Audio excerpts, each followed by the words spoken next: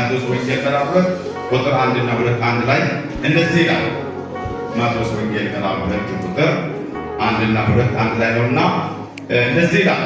ኢየሱስም በአይሁድ ቤተልሔም በንጉሡ በሄሮድስ ዘመን በተወለደ ጊዜ እነሆ ሰብአ ሰገልን የተወለደው የአይሁድ ንጉሥ ወዴት ነው?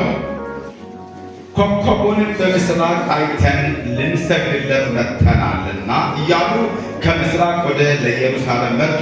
ቁጥር 3 ንጉሡ ሄሮድስም ሰምቶ ደነገጠ። ኢየሩሳሌም ሁሉ ከእርሱ ጋር የካህናቶቹም አለቆችም የሕጉም ጻፎች ሁሉ ሰብስበው ክርስቶስ ወዴት እንደተወለደ ጠየቃቸው።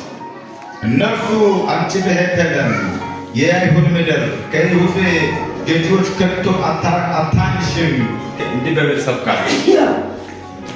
አንድ ነገር ልንገራችሁ።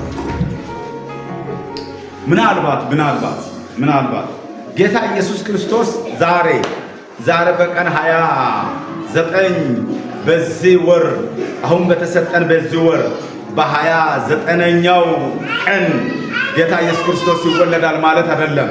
በጣም አድርጋችሁ ስሙ። እሱ ዛሬ ይወለዳል። ምናልባት የመጨረሻ ከድሮ ሳይወለድ ዛሬ ወደኛ መጥቶ ይወለዳል ብዬ እየሰበኩ አይደለም። ግን በሱ መምጣት በኩል አንድ መልእክት ለእናንተ አሳልፋለሁ። እናንተ ስሙን በጣም ብቻችሁ ከፈርኩ አንድ ነገር ላውጅላችሁ። አሁን እንዲህ ይሆናል።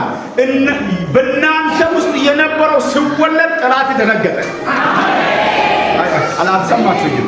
አሁን እናንተ ያላችሁበት ሰፈር፣ እናንተ የምታመልኩት